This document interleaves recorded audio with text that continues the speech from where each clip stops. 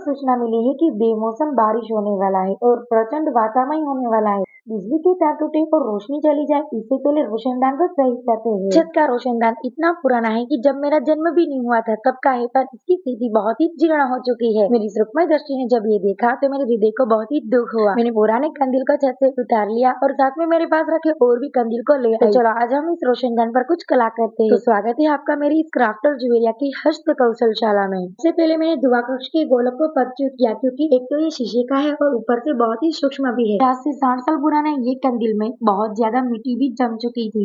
मैंने बत्तीदान वाट को प्रस्तुत किया। ऐसे ही मैंने रोशनदान के सारे अंश को विभाजित कर दिया और एक डंडी वाले कूचे से सफाई की, पर मुझे लगता है कि ये मिट्टी इस डंडी से साफ नहीं होगी, इसलिए मैंने लिया ये विदेशी शीशे साफ करने वाला रसायन। इस रसायन में जल्द से ज्यादा झाग ही होता है और इस झाग को फुहार करने के बाद फिर से कूचे को घिसना शुरू कर दिया और ऐसे ही इस फुहार की सहायता से मैं शीशे के इस गोलक को भी सफाई कर दी। इस फुहार की सहायता से काम करना बहुत ही आसान है और तो और मिट्टी और रंज तुरंत ही साफ हो जाती है। मिट्टी और रंज तो साफ हो गए, पर इस पुराने रंग को भी निकालना था और अब मैंने लिया है रंग साफ करने वाला कागज।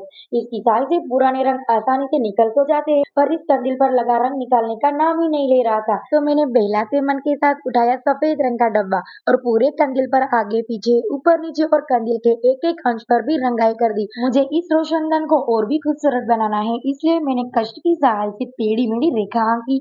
उस रेखा पर लाल रंग से रंगाई कर दी। तो चलो इस रेखा को इंग्लिश में क्या कहते हैं समीक्षा कर, आपकी समीक्षा का मैं इंतजार करूंगी। ऐसे ही मैंने कंदील की बाजू में भी रेखाएं अंकन की और इसे भूरे रंग से रंगाई की।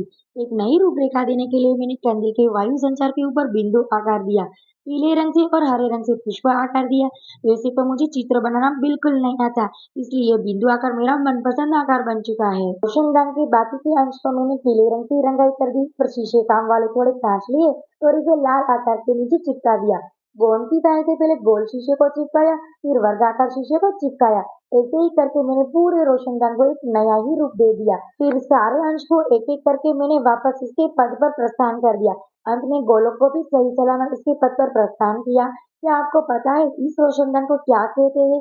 मैं बताती हूँ। पहला नाम है रोशनदान, दूसरा नाम है कंदील, तीसरा लालटेन और चौथा फानस। और कितने नाम है अगर आपको पता हो तो जल्दी से समीक्षा करो। 50 से 60 साल पहले जिसने भी ये बनाया है इसका दिमाग आश्चर्यकारी है। लाल ढक्कन को खोलकर हम तेल डाल सकते हैं और ये जो घोड़ा है इसे दबाकर हम गोलक को हवादान की तरफ ऊपर कर सकते हैं और वाट को जगा सकते हैं। ऊपर की तरफ ये वायु संचार है, अगर इसे हम ऊपर की तरफ खींचे तो हम इस कांच के गोलक को बाहर की ओर पदगस्त कर सकते हैं। इस समय में भी ये बनाना किसी यंत्र की सहायता से इस तरह की अद्भुत कलाकारी आधुनिक कलाकृति को फीकी करती है। इस लालटेन को जैसे मैंने रंग रूप दिया वैसे ही मैंने दो छोटे छोटे लालटेन को भी दे दिया और दोनों को समान रंग रूप देकर मैंने अपने बाग में टांग दिया। इसी लालटेन की वजह से मेरे बाग की खूबसूरती और भी बढ़ गई। उसी शाम मेरे बाग के अधिक पौधे की कटाई की थी। वैसे मुझे पौधे काटना बिल्कुल पसंद नहीं है, पर थोड़ी थोड़ी कटाई भी जरूरी है। वैसे पौधे की कटाई वसंत ऋतु की शुरुआत में की करनी चाहिए, तो पौधा सुप्त अवस्था में होता है, पर आवश्यकता अनुसार गर्मियों में छोटी मोटी काट छाट आकार देने के लिए की जा सकती है।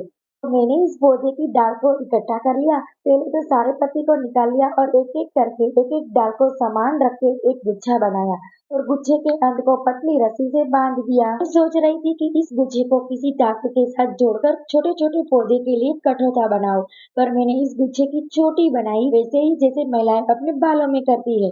जब मैं डाल को आकार दे रही थी तब मैंने कुछ भी नहीं सोचा था कि मैं क्या बनाऊं, पर जब डाल की चोटी बनाई कि मुझे क्या बनाना है, तुरंत मैंने डाल की चोटी के दूसरे अंत को भी पतली रस्सी से बांध दिया, क्योंकि मैं बना रही हूँ फिर से पंछी के लिए घोंसला। इस बार कोई आधुनिक चीज से नहीं बल्कि कुदरती चीजों से ही, ताकि पंछी भी आकर्षित हो। अब दोनों अंत वाले भाग को फिर से बांधूंगी और बची हुई टहनियां बीच वाले हिस्से में इस तरह से खोसूंगी कि एक भी हिस्सा खाली ना रहे। जैसे हम एक रस्सी से सिलाई करते हैं वैसे ही दोनों तरफ से टहनियां खोस दूंगी। बाकी रही डाल को टेढ़ी मेढ़ी करके एक हत्था बनाया और इसे भी पतली डोरी से बांध दिया। बाद में दोनों अंत वाले हिस्से के रज्जों से इस तरह से गोठवनी की कि एक थैले का हत्था हो।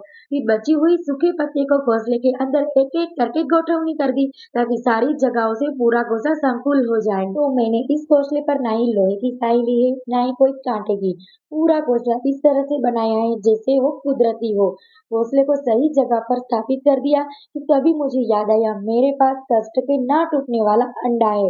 उसे इस तरह प्रस्थान किया जैसे वह वास्तविक पंछी के अंडे हो। आपको ये घोंसला कैसा लगा जल्दी से समीक्षा करो। तो मिलती हूँ जल्दी एक नए चलचित्रण के साथ, तब तक के लिए सब्सक्राइब करो।